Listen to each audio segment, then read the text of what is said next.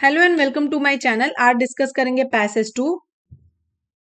Approximately 80% of all flowering plant species are pollinated by animals, including birds, mammals, but the main pollinator are insect।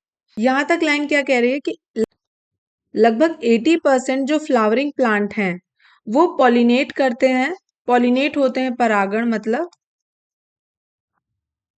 Pollination मतलब कोई एक plant एक जगह पे रहे फिर वो पॉलिनेट होके दूसरी जगह पे भी होने लगे कोई स्पीशीज, उसे कहते हैं पॉलिनेट करना। तो पॉलिनेट किसकी वजह से होता है? एनिमल्स की वजह से, बर्ड से भी होता है, मैमल से भी। और मेन पॉलिनेटर कौन होते हैं? Insect. Pollination is responsible for providing us with a wide variety of food as well as many plant derived medicine।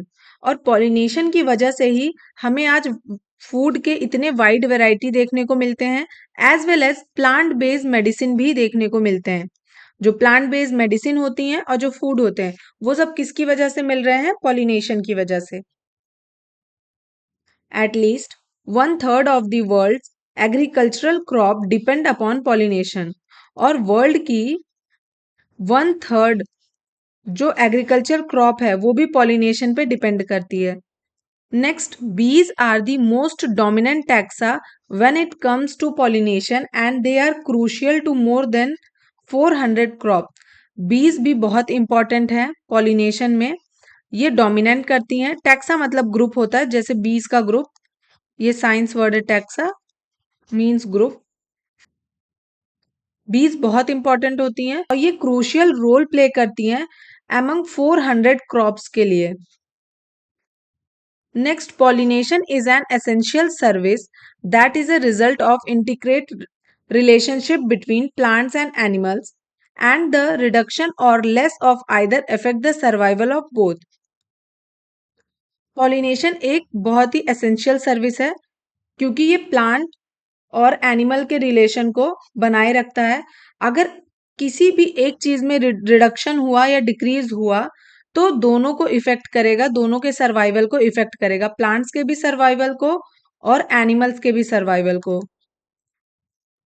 Effective pollination requires resources such as refugees of pristine natural vegetation. अगर pollination को effective बनाना है, ये last line बहुत important है, अगर pollination को effective बनाना है तो जो नेचुरल वेजिटेशन है, जो नेचर ने बना के रखा है, जो नेचुरल वेजिटेशन है उसे बचा के रखना पड़ेगा, वो खत्म नहीं होना चाहिए। क्वेश्चन है, on the basis of passage given above the following assumption have been made. Assumption बताना है कि ऑथर यहाँ पे क्या सोच रहा है। First, sustainable production of India serial food grain is impossible without the diversity of pollinating animals.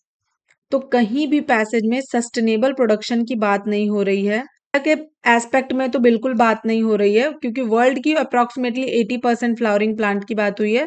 Option 1 तो कैंसिल आउट। सेकेंड है, monoculture of horticultural crop hamper the survival of insect.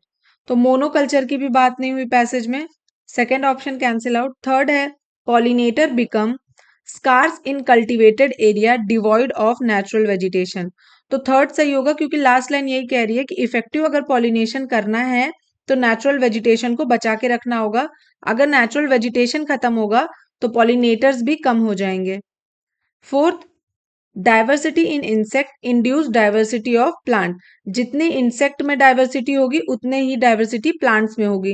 जैसे बीज हो गए, इंसेक्ट हो गए, एनिमल्स हो गए, तो जितनी डाइवर्सिटी इंसेक्ट में उतनी डाइवर्सिटी प्लांट में। तो ऑप्शन क्या करेक्ट होगा?